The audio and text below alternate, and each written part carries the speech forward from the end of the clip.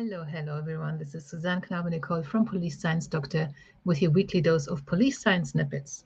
This week I've got my glamorous assistant with me, Caramel the guinea pig. She's not used to being on camera. She's having a bit of cucumber on my lap here. And we'll do these snippets together this week. So, police science snippets are little bits of information that I've found in mostly recently published research articles in the field of police science, evidence-based policing, investigative psychology, forensic psychology, military research, all kinds of stuff that is relevant to law enforcement. I only try and find little bits that you can either think about using straight away or that you need to talk to someone about straight away because it's something that you need to think about or implement or change or look into. So I try to find these snippets. I put them to you in these streams every Tuesday. And if you are on the Police Science Doctor email list, you'll also get them emailed straight into your inbox with a link to the original research. Also, if you're on the free Police Science Doctor email list, you also will have a password to access the read page on policesciencedoctor.com, on which you will find all the previous snippets from the last 198 weeks. So next week is number 200 of these police science snippets, and I fully expect someone to come through the door with a big bunch of flowers. Let's see if that happens. Right. So the first snippet of this week is about organizational stress in policing.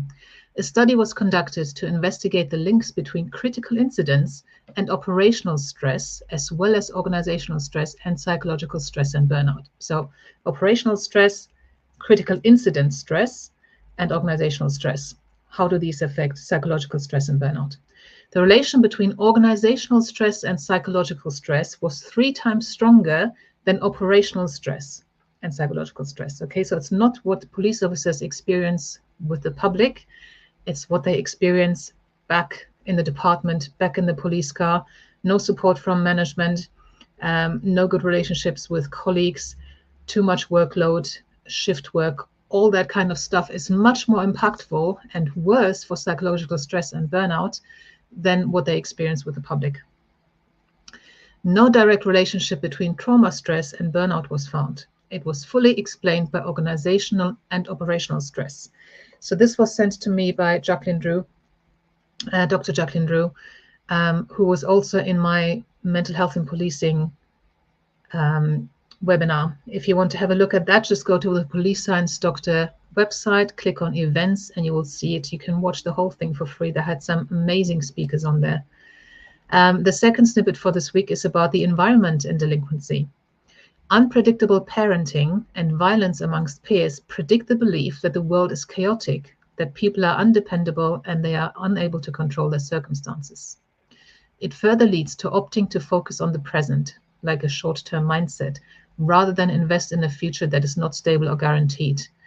And short-term mindsets can lead to delinquency. So this is about how young people grow up.